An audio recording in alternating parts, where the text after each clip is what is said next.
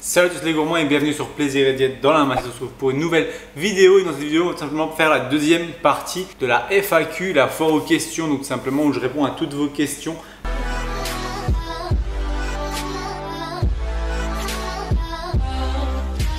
À la première vidéo qui était un petit peu longue, j'ai reçu trop de questions, donc je le fais en deux parties tout simplement. Pour la première vidéo, il vous suffit d'aller voir le lien dans la description. Vous aurez déjà les questions sur la première vidéo qui sont quand même assez intéressantes. Ça a parlé de beaucoup de sujets, de voyage, de musculation, de potentiellement de prochaines surprises ou prochains projets, etc.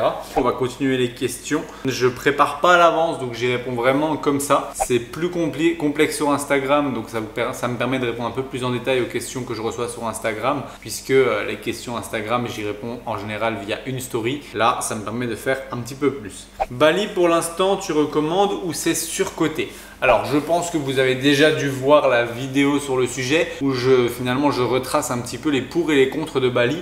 J'ai aussi fait une vidéo sur finalement les coûts de Bali, que ce soit en mangeant maison ou en mangeant dehors, que ce soit en étant dans un hôtel ou une chambre ou en étant dans une villa, et un petit peu l'association des deux pour voir ce qui peut revenir le moins cher, et aussi un petit peu la réalité du terrain de Bali, pas que entre guillemets ce qu'on vous vend comme rêve. Là simplement je vous dis juste comme ça, mais depuis ce matin il fait moche, et si je vous montre la météo sur les jours qui viennent, pluie. En gros, il pleut tous les jours, et moi on m'avait dit quand il pleut 5 minutes puis après il fait beau, ou il pleut 1 heure et puis il fait beau. Toute la journée il y a des nuages et il fait moche. On m'a dit que c'était la saison sèche. Depuis 1 mois et demi, il fait pas beau. Donc clairement, j'ai encore vu aucun beau coucher de soleil ici à Bali, peut-être un, mais encore une fois il y avait des nuages. Donc honnêtement pour moi Bali, pour y répondre brièvement, c'est surcoté pour tous les aspects que j'ai abordés dans la vidéo. Je vous la mettrai dans le lien dans la description. Est-ce normal de stagner à la salle, ne pas pouvoir augmenter la charge? La stagnation n'est pas liée qu'à la charge en soi, puisqu'une stagnation peut être liée aussi à un nombre de répétitions qui ne monte plus. Il n'y a pas que la charge comme facteur de progression. Il existe 3 piliers selon moi pour la progression, qui sont tout simplement la charge, le nombre de répétitions ou tout simplement le troisième qui est la qualité d'exécution, l'amplitude du mouvement. Finalement, si l'un des trois est amélioré, il y aura une prise de muscle. Donc en réalité, une des causes parfois pour laquelle on stagne, c'est qu'on travaille sur une exécution qui n'est pas spécialement bonne, ce qui mène à une stagnation, puisqu'en fait,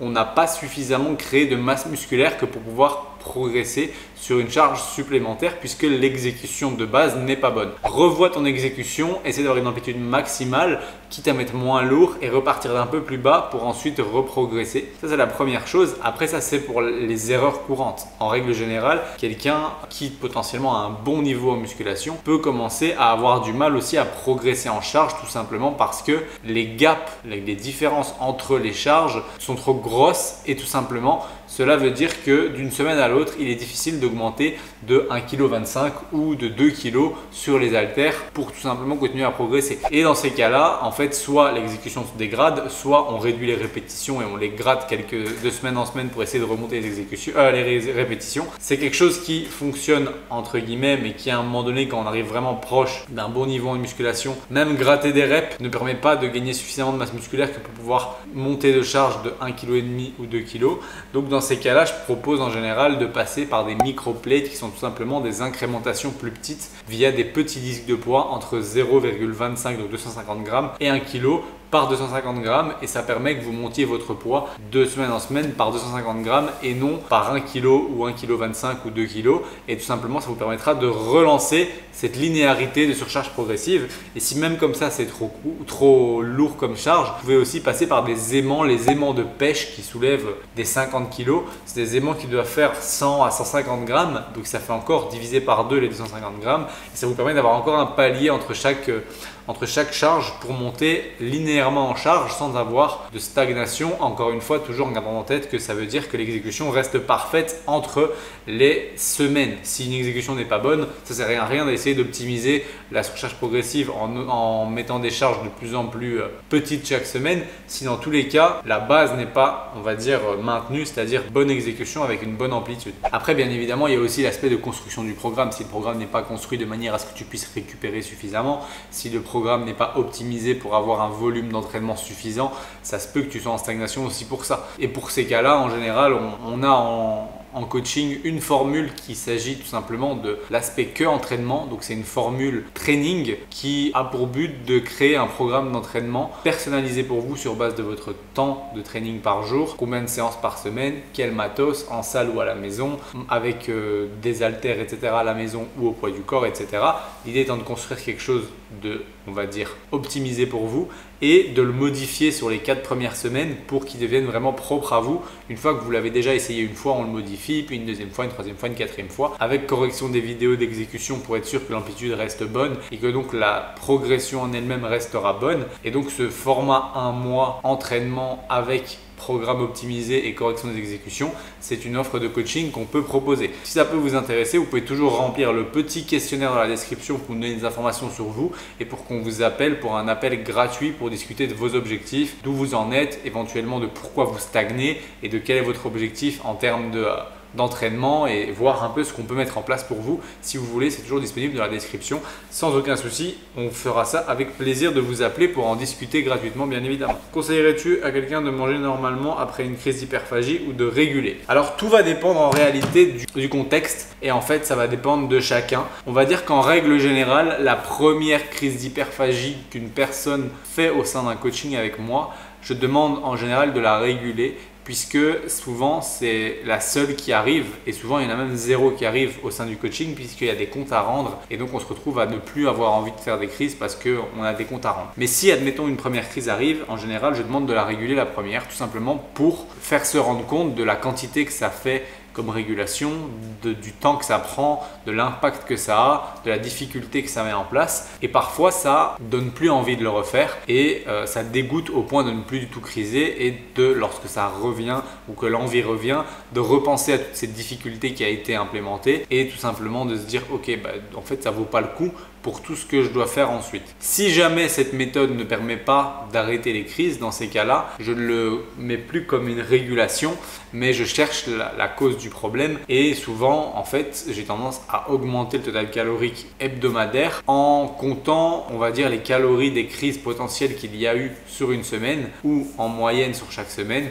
et d'ajouter ce total calorique-là aux calories journalières de la personne. Je donne un exemple, quelqu'un qui mange 1500 calories par jour mais qui fait des crises à hauteur de 3000 calories 2 jours dans la semaine, et bien tout simplement ça génère 3000 calories de surplus, 1500 x 2.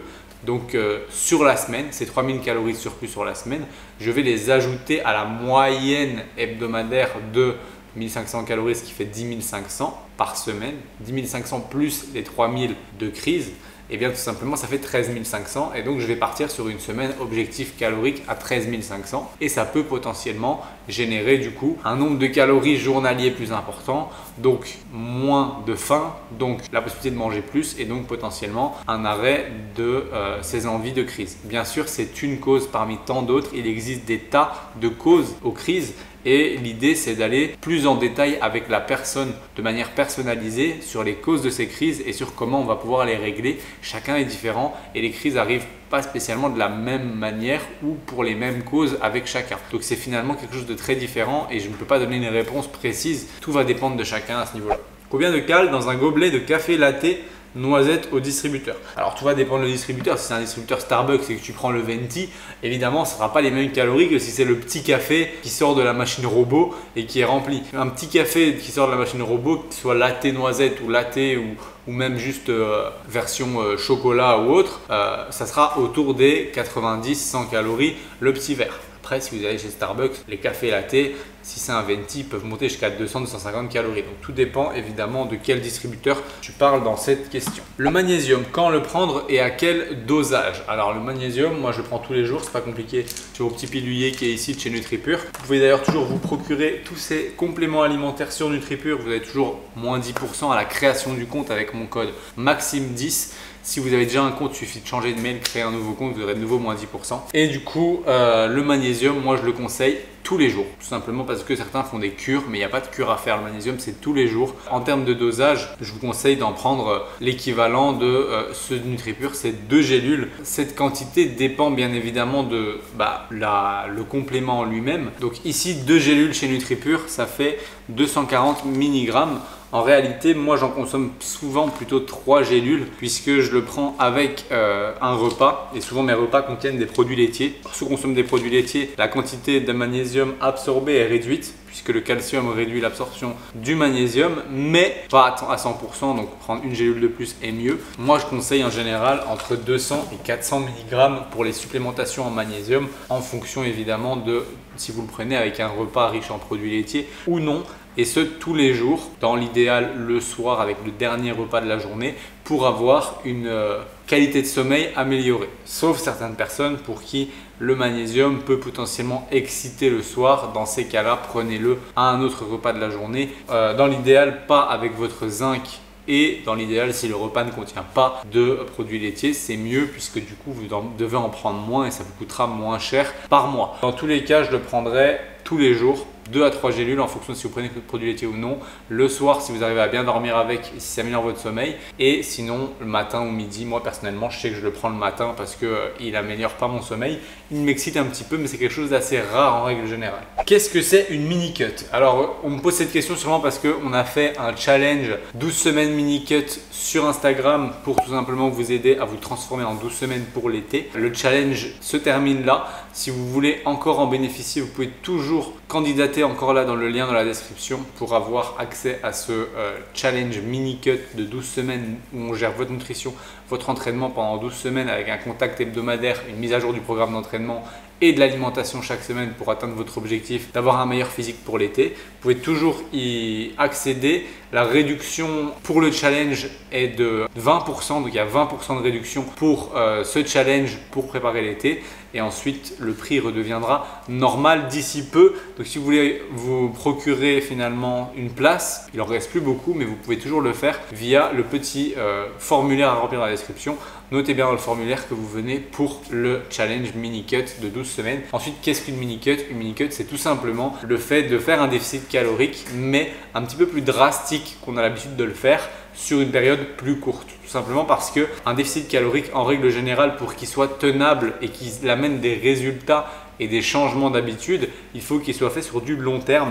En règle générale, au sein du coaching, on peut faire des déficits caloriques qui durent entre 5 et 9 mois parce que ça dépend un petit peu de chacun. Il y a des gens pour qui ça dure un an, hein, tout dépendra, mais tout va dépendre d'où vous venez, de la drasticité de ce déficit, etc. Mais en règle générale, on préfère opter pour des déficits caloriques pas trop drastiques qui diminuent petit à petit lorsqu'il y a une stagnation et qui permettent de finalement continuer à progresser en musculation, maintenir sa masse musculaire et la développer pendant le déficit et le faire durer sur suffisamment longtemps pour mettre en place de nouvelles habitudes et qu'une fois que le déficit soit fini, eh bien il n'y a pas de retour aux anciennes habitudes et de reprise de poids. Maintenant, une mini cut, c'est quoi? C'est tout simplement un moyen de perdre assez rapidement un petit peu de masse grasse. Évidemment pas autant qu'en déficit calorique long, mais une quantité on va dire quand même qui permet de faire une belle différence sur le visuel en peu de temps. Évidemment ça ne change pas les habitudes à 100%, c'est évidemment un peu plus drastique donc un petit peu plus dur à tenir, mais ça permet d'avoir des résultats assez rapidement ou en règle générale pour quelqu'un qui n'est pas débutant et qui est tout simplement dans une phase de prise de masse et qui voit qu'il fait un petit peu trop de gras à un moment donné, qui se sent pas bien, il suffit de faire 8, 12, 10, 6, tout dépend de chacun et de la drasticité de la chose, semaine de mini cut pour finalement revenir un peu plus bas en body fat et pouvoir reprendre sa prise de masse et continuer à performer sans avoir un taux de masse grasse trop élevé. Donc en gros c'est un peu comme une sèche, plus drastique, plus courte, mais vu qu'elle est plus courte on peut la rendre plus drastique sans risque de perte de muscle et permet de faire un petit break dans un surplus calorique pour un moment T qui permettrait d'avoir un résultat visuel assez intéressant. Thon en boîte, vous en pensez quoi? Car j'en mange pas mal pour mes protes. Alors thon en boîte, honnêtement pas fan. En règle générale, on en parlait d'ailleurs aujourd'hui ce midi puisqu'on en a consommé. En soi, c'est un aliment riche en protéines. C'est un aliment assez brut. Maintenant, le thon, c'est quand même un gros poisson, haut dans la chaîne alimentaire, donc potentiellement accru en termes de métaux lourds, etc. Celui en boîte n'est pas gras, donc en soi, il y a très peu de chances que les métaux lourds soient impactants pour votre santé. Maintenant, on est sur finalement un poisson qui en termes de santé n'est pas le plus bénéfique, puisqu'en soi les poissons bénéfiques pour la santé sont principalement ceux riches en oméga 3, donc en lipides. Et pour ce faire, c'est pas le thon en boîte qui vous apporte des lipides, à moins que vous le preniez à l'huile, mais alors à ce moment-là, c'est pas les oméga 3 du poisson que vous avez. Mais du coup, pour moi, je préfère complètement prendre du maquereau en conserve, qui soit nature ou à la moutarde ou à la tomate ou au vin blanc ou au vinaigre, bref, tout ce que vous voulez, mais pour avoir au moins autant de protéines au 100 grammes, évidemment plus de calories puisqu'il y a des lipides aussi, mais pour un goût qui est en plus ou moins similaire, un peu plus fort, mais voilà, dans les salades de pâtes, choses comme ça passe très bien. Mais sinon, en tant que tel, le thon, quand on n'a pas trop de calories, qu'on a besoin d'avoir beaucoup de protéines rapidement, ça peut être une option. Après, je ne le vois pas comme étant un poisson bénéfique pour le système artériel et tout ce qui est cardiovasculaire. Mais disons que pour apporter des protéines, pourquoi pas. Personnellement, je trouve que c'est assez sec. Donc, pour quelqu'un qui préconise les lipides comme moi, ce n'est pas le poisson de prédilection que j'aurais. Après, évidemment, si vous le préparez à la mayonnaise ou autre, ça peut passer très bien. Et sinon, en règle générale, ça peut être utilisé pour avoir une source de protéines rapide et simple à utiliser, même si encore une fois, si vos calories vous le permettent et que vous voulez penser à votre santé, le maquereau en conserve sera tout aussi bon, voire même meilleur en termes de santé.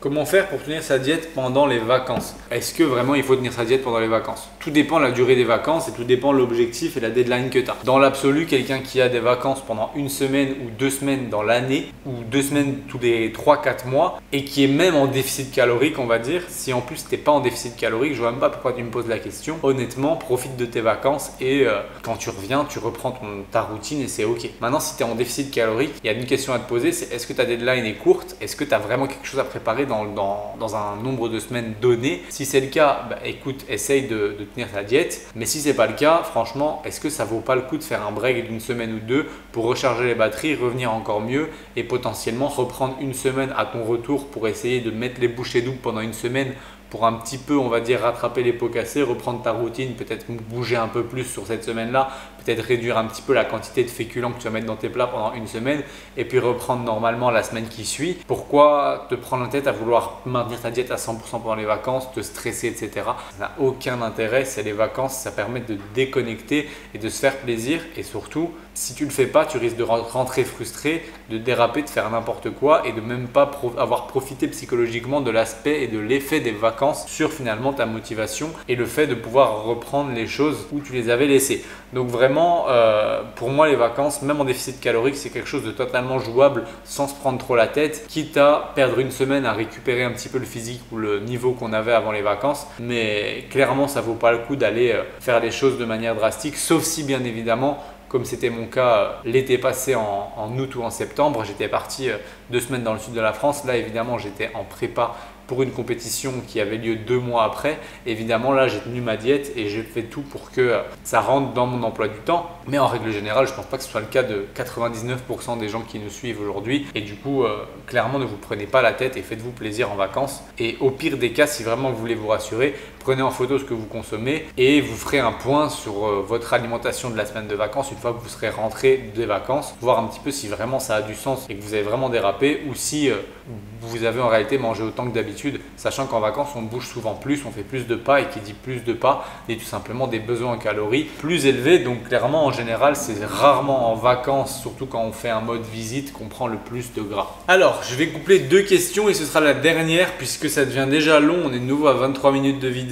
C'est une question sur la relance métabolique. Comment as-tu géré la relance métabo après sèche, cale et poids fin de sèche vs actuelle? Ça c'est la première question. Alors il se trouve que une relance métabolique, il en existe évidemment différentes méthodes. En réalité, celle qui selon moi marche le mieux, c'est tout simplement de ne pas perdre de temps. On va dire que par définition, lorsqu'on finit un déficit calorique, on est souvent assez bas en calories et bien plus bas que le maintien théorique basé sur notre poids de corps et notre masse musculaire du moment. Donc, le fait de partir de ce déficit calorique et d'ajouter, admettons, 200 calories toutes les 2-3 semaines pour faire une relance progressive n'a pas de sens puisqu'en fait vous pouvez directement remonter au nombre directement calculé de votre nouveau maintien théorique basé sur votre nouveau poids de corps et votre nouveau niveau de masse grasse. Évidemment que le maintien que vous aviez en début de sèche ça veut dire quelques dizaines de semaines avant, n'est pas le même que le maintien de fin de sèche. Donc actuellement, voilà,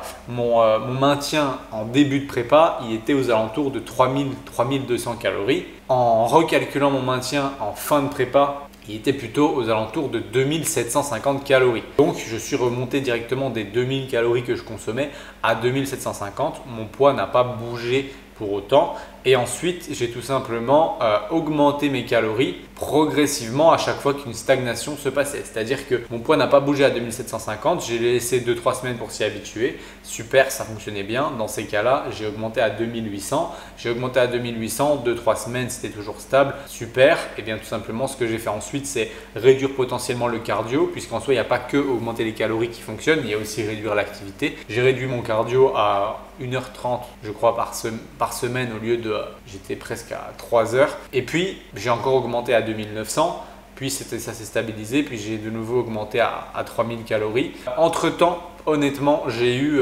2-3 phases où finalement j'ai pris du poids, mais c'est parce que j'ai pas fait la relance la plus exemplaire qui soit, tout simplement parce que les circonstances ne m'ont pas permis. Mais si je reprends la relance que j'ai fait à ma dernière sèche pour un shooting photo, eh bien j'ai fini ma sèche à 72 kg après peak week, donc ça veut dire déshydraté, etc. J'ai ensuite repris entre guillemets les 2 kg de déshydratation assez rapidement. La première semaine, j'étais déjà à 74 kg et puis j'ai maintenu 74 kg à 2900 calories en relance et puis à 3000 calories, puis jusqu'à 3100, j'étais entre 74 et 75 kg et finalement, j'ai pas mon poids qui a bougé beaucoup. Évidemment, après, j'ai commencé une prise de masse quand on n'est plus en maintien mais qu'on est en surplus calorique. Et bien à ce moment-là, évidemment qu'on prend petit à petit du poids. Pour cette fois-ci, en gros, ce qui s'est passé, c'est que j'ai fini ma prépa après trois scènes différentes de compétition. J'ai évidemment voulu célébrer un petit peu. J'étais aux States, j'ai profité une semaine à Seattle, j'ai pas compté mes calories. J'ai sûrement eu un surplus calorique très important. Résultat, j'ai directement repris du poids. En revenant, j'étais à 70 kg, 71 kg sur scène. En revenant en Europe, j'étais déjà à 74,5 après une semaine. Puisque dans tous les cas, je me suis réhydraté, mais aussi j'ai mangé un petit peu plus de calories, tout simplement lié au surplus calorique qui n'était pas contrôlé. J'ai mis ma relance en place à partir de ce moment-là et les 74 kg 75 sont stabilisés franchement pendant 2 mois en montant mes calories jusqu'à 2900 calories. Puis j'ai eu les fêtes de fin d'année où honnêtement, c'est comme les vacances que je vous expliquais au début, je ne me prends pas trop la tête. J'ai sûrement généré un surplus calorique, mais honnêtement, j'ai pas de deadline à court terme, donc je ne me suis pas pris la tête. Finalement, j'ai fini ces fêtes de fin d'année et ensuite, j'ai eu le mois de janvier où j'ai dû un petit peu dire au revoir à tous mes proches avant ce départ en Asie. J'ai pas non plus eu un total calorique tout le temps linéaire. Résultat, je suis monté aux 77 kg.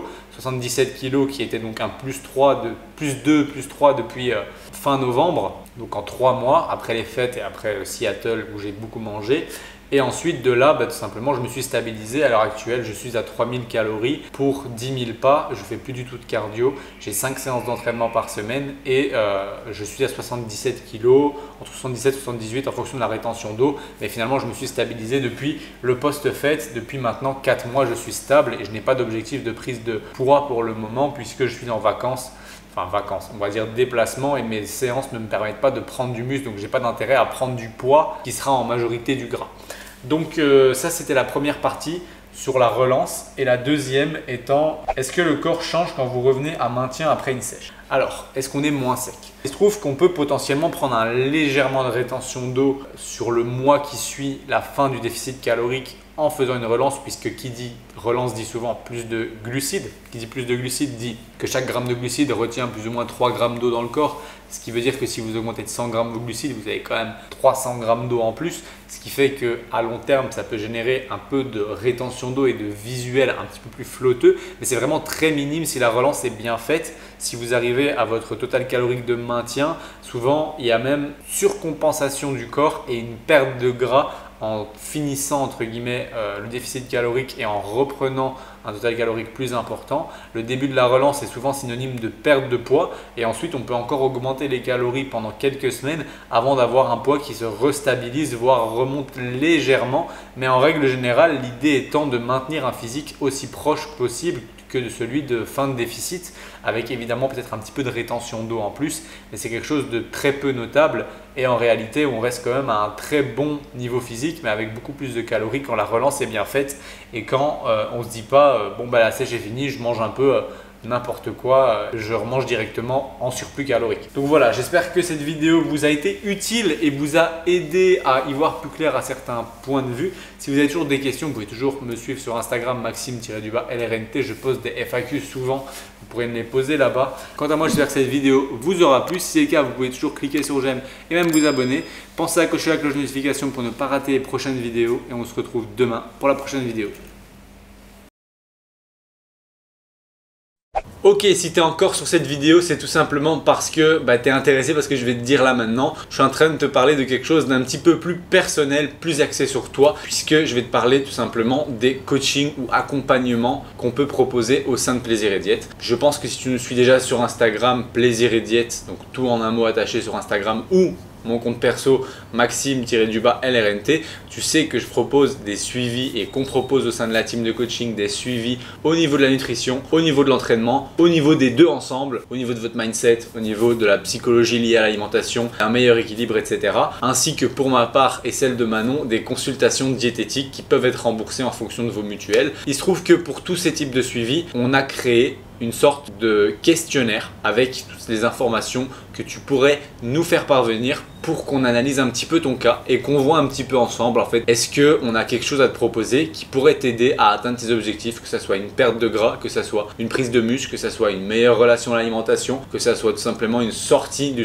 troubles du comportement alimentaire, que ce soit une recomposition corporelle, c'est-à-dire perte de gras tout en prenant du muscle et donc avec un poids qui reste plus ou moins stable mais un visuel qui s'améliore. Il y a moyen de faire de tout, donc l'idée c'est juste que tu nous donnes tout simplement les informations sur toi dans le petit questionnaire dans la description. C'est un questionnaire gratuit qui te permet de réserver un appel avec un membre de la team pour en discuter gratuitement pendant une trentaine de minutes, voire même 45 minutes si nécessaire, et qu'on puisse répondre à tes questions sur comment on peut t'aider, etc.